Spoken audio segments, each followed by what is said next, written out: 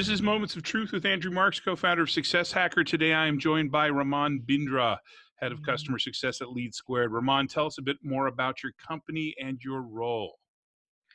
So, hey, Andrew. The LeadSquared platform, what it does is that it is a sales execution and marketing automation platform that helps companies with, higher velocity sales to be more productive in their sales and marketing efforts. Now, me, as the head of customer success for specifically northern region of India, I'm really, responsible to make sure that the customer onboarding goes really well, the product is implemented really well, and make sure that the customer journey is a pretty smooth journey while they are using the LeadSquared platform. Great. Well, and taking a consultative approach with customers, that is using open-ended questions and active listening, really helps uncover what customers' true goals and objectives are and chart a course towards achieving their desired outcomes. So let's talk about how you leverage that consultative approach to onboarding with your customer base at LeadSquared. Sure. The very first thing that I focus on while taking consultative approach is that firstly, I understand my customer through the core. When the sales team comes to us that, hey, you know what, we made a sale and we really want you to take ahead and talk to this customer. The first thing is understanding deep down as to what the customer really does. What is the industry of this customer? Who are the people with whom we will be talking on a regular basis, including the single point of contact, including the decision makers, including their IT team, even the finance team, in some cases. So That's this the is very first so approach. that's work that's like pre-work you're doing before you even engage with a customer. Right. That's the first research work that's really important and critical to even kickstart the onboarding process with the customer. So you do your homework. That's number one. That's very, very helpful and important. Got it. Now what's next? Yeah, so after this, we get on a call with the customer and we have to make sure that the call with the customer should not be one-sided. It has to be more of a dialogue wherein you are engaging the customer and also making sure that the information that you have collected from, the sales or by your own research or as you termed it, the homework that we did, that really helps, to pull off the information in terms of understanding the USP from the customer's point of view as to why they are using us. And also from that point, understanding what are the true objectives and goals that the customer really wants to achieve using our platform. So that's the second thing that's really important. When you get on a call, it has to be a dialogue and you have to get the information from the customer as to why have they bought us at the first place, and also understanding what is the true goal and objective they want to achieve from this platform. Do you sometimes have problems where the customer doesn't, or the people you're talking to at various levels don't necessarily know what the objective is? Definitely, I would also divide this into two parts. The first is when you are, dealing with customers who are high touch. So there are two types of customers mostly in onboarding. One is in high touch, the other is a high tech. When I talk about high tech, it's mostly the onboarding would be done in an automated format with these customers. But when we talk about high touch, there are multiple layers and levels. And sometimes, yes, the people who might be at a lower level or a mid level might be just worried about their own goal and objective that they want to achieve on the platform, but they might not be aware about the bigger picture. And the bigger picture is the main thing that is required to be known from us, because that is something that we have to work towards to make sure that the success factor is there for the customer. So yeah, definitely there are scenarios where we go, where we face this, but at this point, the very first thing comes into picture, or the first point that I raised, knowing your stakeholders. When you know your stakeholders and when you are communicating at every level, definitely you're going to get the bigger picture as to what they really want to achieve using this platform. So that's how you get it and get to know the bigger picture. Well, I actually think you have an opportunity to help your stakeholder, because when the stakeholder has an objective and the folks below that stakeholder in the organization have different objectives, and the objectives should feed one another, right? So your stakeholder's objective is likely tied to some sort of corporate MBO that they have to achieve, right? But Right. and so what you can do, you can use this as an opportunity to inform the stakeholder, hey, your the individuals below you in the organization that understand what we're trying to do don't have objectives that are aligned to your objective, or maybe or they do have objectives. So it's almost it's a validation. It's an opportunity to validate. It's an opportunity to kind of raise a potential red flag, because I would look at something like that as being a potential risk. So, you definitely have a valid point there. But, coming to the other perspective, so everything has a different perspective altogether, right? Now, there are corporates which are, really driven with a pretty high hierarchy, wherein they are a bit bureaucratic in nature, if I was going to put in that sense. Now, you have to really deal, with them in a very systematic manner. And when I say systematic manner, there could be one way, as you just mentioned, that, you inform them, or else it is already coming from the top down approach, wherein they say that we are really focused that the top line has to achieve these set of say 4 or 5 objectives. When you are done, we give them the next, because what they are trying to do is breaking the entire bigger goal into smaller ones, and then moving towards it. And they do not really want to pressurize the people working at the middle layer level with that entire set of information in one go.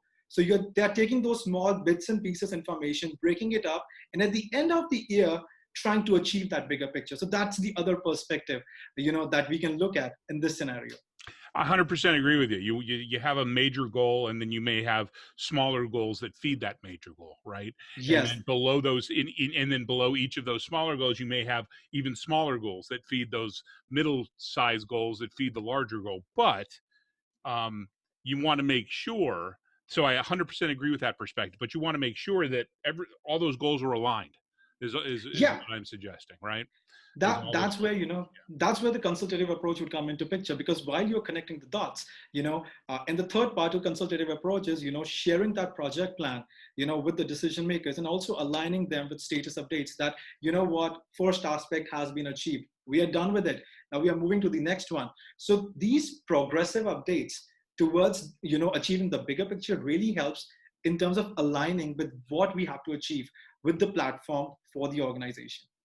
It makes sense. It makes sense. What else on on taking that consultative approach do you get out of, or what else do you get out of taking that consultative approach that aids you in onboarding?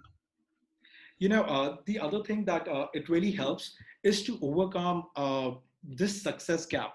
Now, a success gap is actually, a term that's not really widely used in the success domain these days, but it's a very critical part. A lot of people in onboarding believe that, if a customer has started to use the product, they are well trained enough to use the features, the job is done. But that's not the end of the story. The story ends when the person is really having, or observes a value in what he has been taught to use at the very point. So we really have to focus that when we have trained the customer in terms of using the product or a service, how easily are they able to work towards the goal or the desired outcome that they want to achieve. If they are not able to align their goals with the product, definitely there's a success gap. But if your approach helps them align the goals, the desired outcome with what you have trained them, or in terms of usage of the product, you overcome that success gap, and you already also building up a relationship with the customer, which actually gives you the trust factor, that the customer says that, hey, you know what, I am in right hands, I know what I'm doing, I know it's going to help the organization, let's keep doing this. Yeah, it's that what's in it for me piece of the puzzle, and I think that there's a I wax poetic about how it's not just about feature function training. That doesn't drive adoption. What drives adoption is it's more of a change management effort, right? What's Right. in it for the company? What's in it for me? What's changing? Why is this important?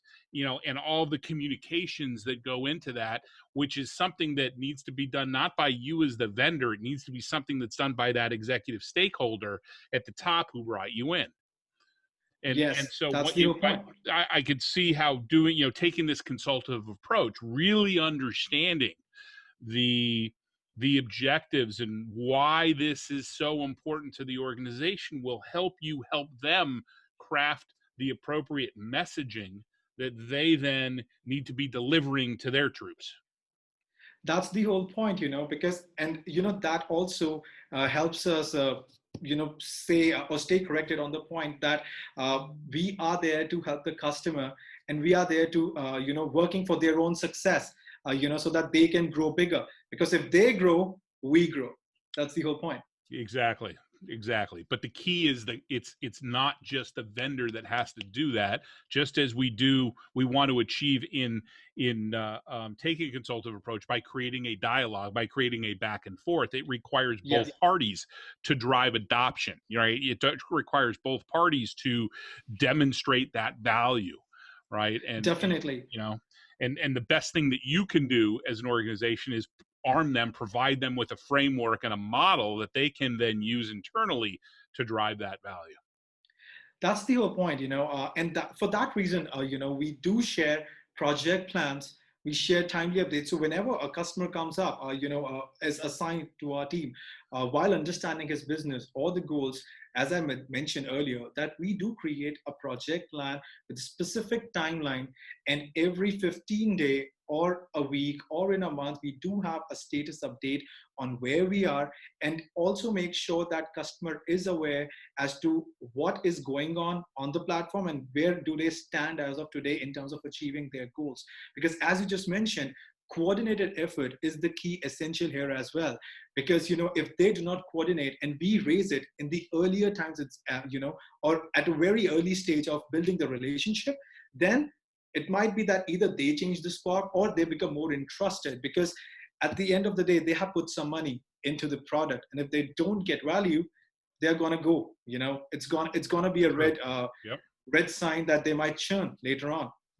But and by understanding the use cases that go into that went into the decision making for bringing your platform, and that are discussed during that consultative approach, allows you to help the customer once again communicate why this is good for them as a company and why this is good for each of their individuals. So it's not just a, hey, we're done, we're ready to go, start using it. It's a, here's why, here's how your job to be done will now look, and why it's better for you and for the organization.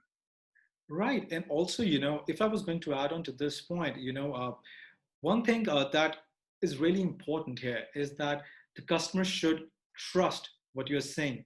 And as you just mentioned, some use cases that were used while you were selling it.